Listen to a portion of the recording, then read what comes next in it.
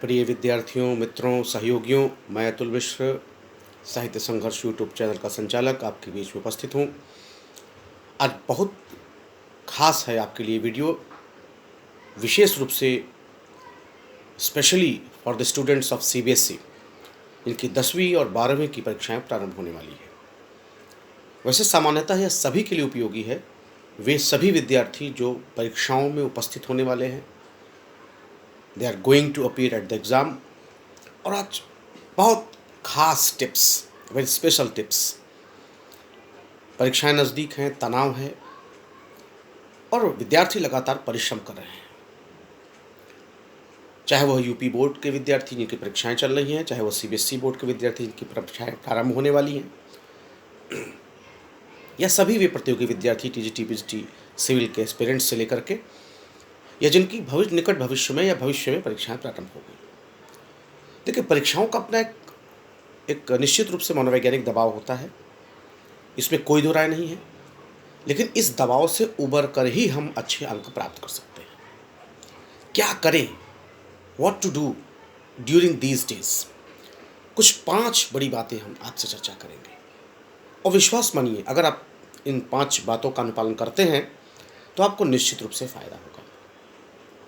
सबसे पहले, आप अपने जो कठिन टॉपिक्स हैं, कठिन संदर्भ हैं, सभी विषयों के, जो भी विषय हैं आपके, आप चाहे अंग्रेजी हो, चाहे गणित हो, मैथ्स हो, चाहे साइंस हो, फिजिक्स, केमिस्ट्री, बायो हो, या बिजनेस स्टडी हो, अकाउंट्स हो, जो भी आपके सब्जेक्ट्स हैं आपके पास, ये सभी लोग, जितने भी आपके संदर्भ हैं, ये सभी के सभी, इन सभी में से जो कठिन टॉपिक्स हैं आपके, उन सबको आप रेखांकित करें, चिन्हित करें, फाइंड आउट, आप उसको डिस्क्रिमिनेट करें, अलग करें।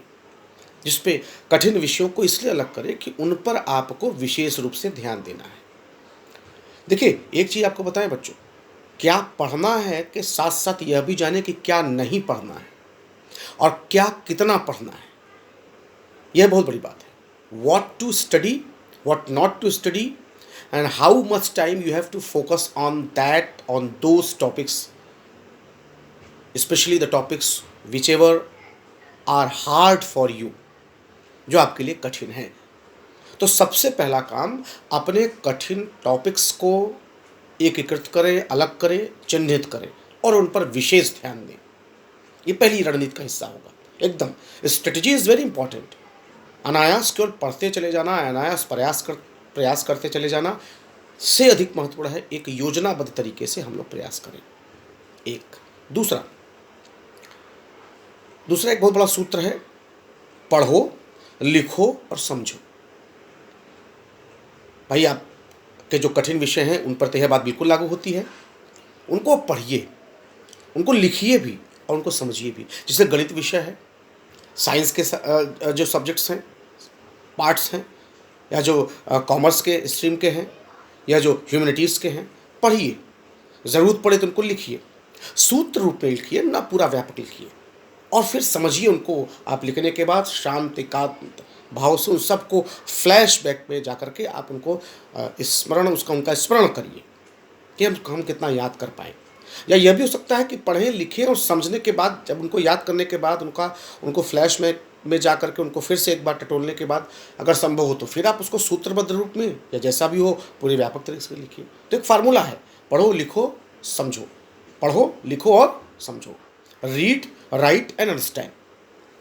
तीसरी बात, ये जो बहुत अच्छी बात है जिस पे आपको विशेष रूप से ध्यान देना है, आप स्वयं के लिए एक परीक्षा का वातावरण तैयार करिए।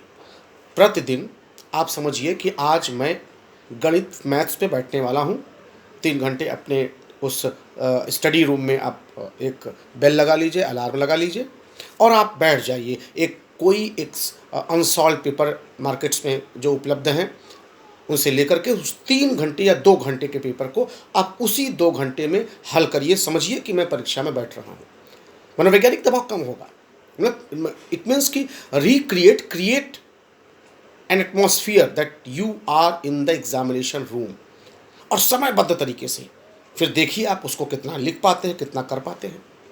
मैंने तो बच्चों से यह भी कहा है कि आप जो बोर्ड्स की कॉपियाँ होती हैं, उसी तरह की बहुत सी कॉपियाँ भी आपको बाज़ार में मिल जाएंगी।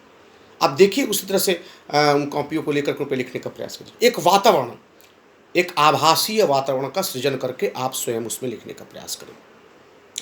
चौथी बड़ी बात, हम लोग जो करते हैं दिक्कतें क्या, कि भाषा के, लैंग्वेज के सब्जेक्ट्स को आप इग्नोर करते हैं बच्चों, बहुत बड़ी गलती करते हैं। हिंदी और अंग्रेजी के यह जो विषय हैं, ये दोनों निश्चित रूप से भरपाई करते हैं और आपको अपग्रेड करते हैं, ऊपर ले जाते हैं। अच्छे अंक हैं तो और बढ़िया बनाएंगे, और कमी है तो पूरी करेंगे।